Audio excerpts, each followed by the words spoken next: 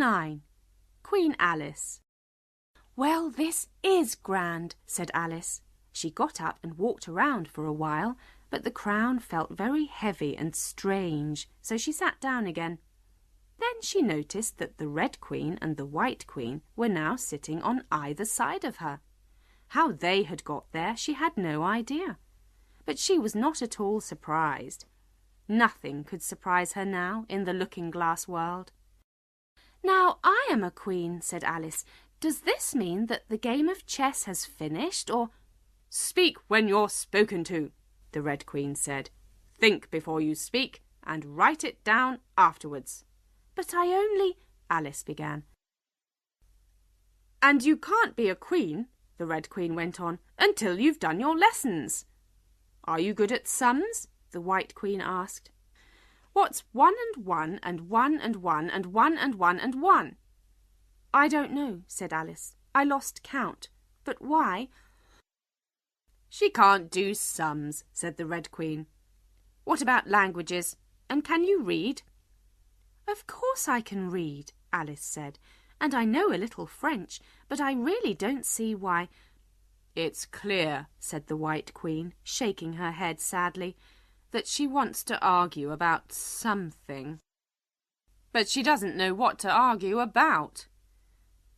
Alice decided it would be safer to say nothing, and for a while there was silence. Then the Red Queen said to the White Queen, "I invite you to Alice's party this afternoon." "And I invite you," the White Queen replied. "But I must have a rest first," she went on. "I am so sleepy." "And so must I," said the Red Queen. She looked at Alice. "You can sing to us, to help us sleep." Then the two queens put their heads against Alice's shoulders. In a moment they were both asleep and snoring loudly. After a while the snoring seemed to change and began to sound almost like music. Alice thought that she could even hear some words.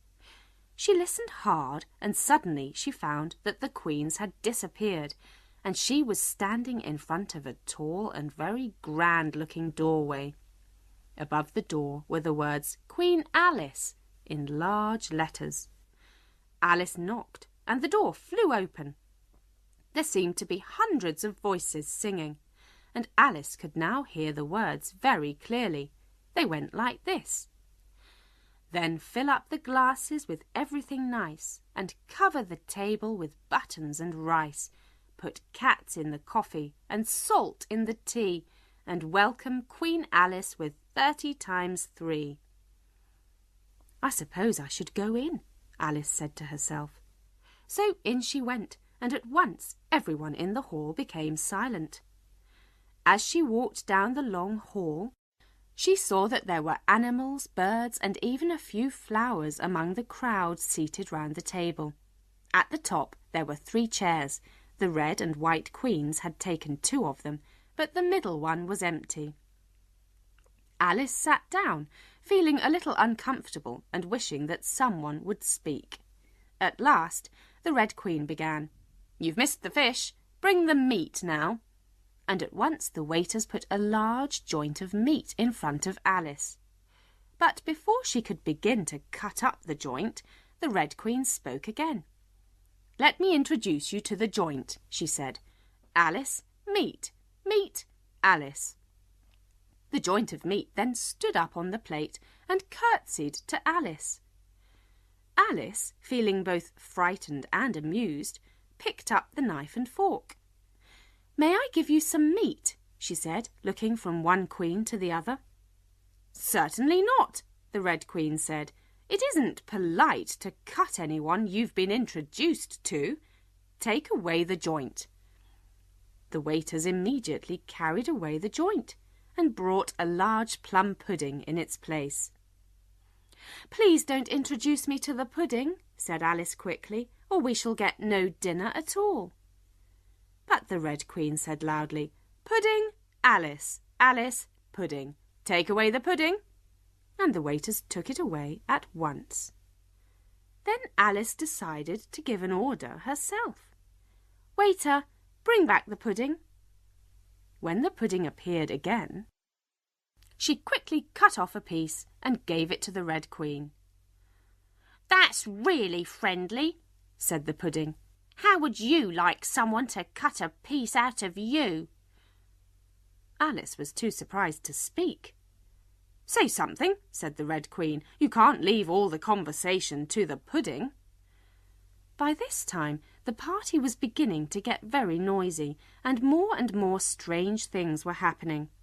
Bottles and plates were now walking around on the table, arm in arm, and the White Queen began to whisper in Alice's ear a long poem about fishes. Then the Red Queen screamed at the top of her voice, "Let's drink to Queen Alice's health." Some of the animals put their glasses upside down on their heads.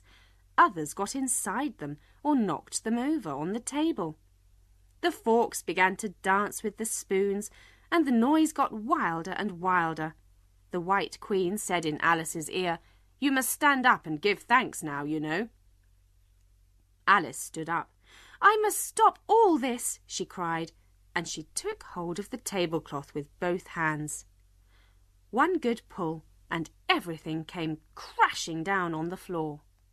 "And now for you," she went on, turning to the Red Queen, who had suddenly become very much smaller and was running around on the table. "You started all this trouble, and I'll shake you into a kitten. Yes, I will."